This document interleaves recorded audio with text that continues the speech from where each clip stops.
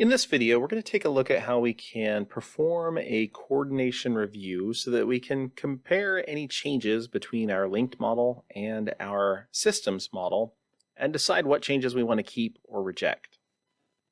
Currently, I'm in the architectural model, and I'm going to play the role of the architect here, and I'm going to make a change to the architectural model. I'm just going to make a simple change by changing the names of some of these levels here. So here I have level 1 and level 2. I'm just simply going to rename these to floor 1, and I'll click yes to rename all the corresponding views. And then I will rename this one to floor 2. And once again, I'll rename all the associated views there. So pretty simple change to the architectural model, but again, it could be anything that I might be monitoring that I could change. I'll go ahead and close my architectural model and save. And then I'm going to open up my file that has everything linked in.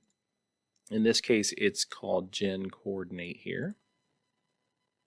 And when I open it, I'm going to get a little message here that I need a coordination review.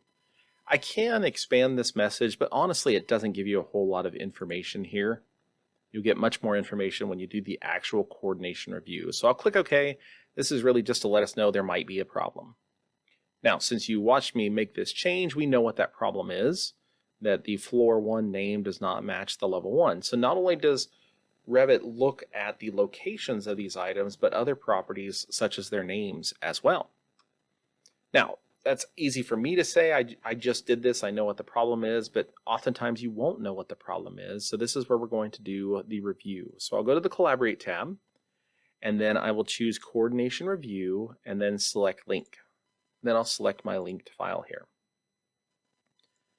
Now you can see that it is letting me know that there's some issues here with names of levels. And if I click the plus next to it, I can see basically there's 4 issues. If I click the plus next to one of these, I can see the floor 2 and the level 2. You can see these highlighted in blue when I select them. So that'll help you find them.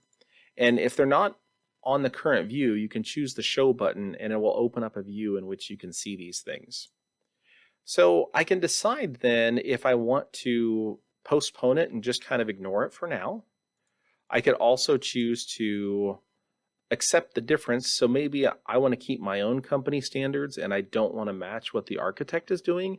I certainly have that option. Or if I want to go ahead and update it to match the architect's file, I can go ahead and choose the rename option. Now, one thing that's kind of neat about this too is here's the floor 1 and level 1. But the other thing that's neat about it is that it also recognizes that these reference ones should change as well. So it realizes that level 1 reference should be floor 1 reference now. So I'm going to go ahead and choose to rename. Looks like I mistakenly grabbed the wrong one on this previous one. So I want to make sure I've got this set to rename as well. And then finally, I'll rename this one as well. Then I can go ahead and click OK. And then of course it's going to rename the actual views, so I'll click yes. And now you can see that those have all been updated, so I'm now consistent with the architect's project. So once again, we're using levels as an example here, but there are several different things that could be copied and monitored. If I select coordination settings, we can see the different categories of things that can actually be monitored. So a lot of mechanical, electrical, and plumbing components in here. We'll explore these more later. Once again, we're just taking a look at levels because it's an easy thing to start with when we look at the copy and monitor process. That concludes this look at coordinating linked models in Autodesk Revit.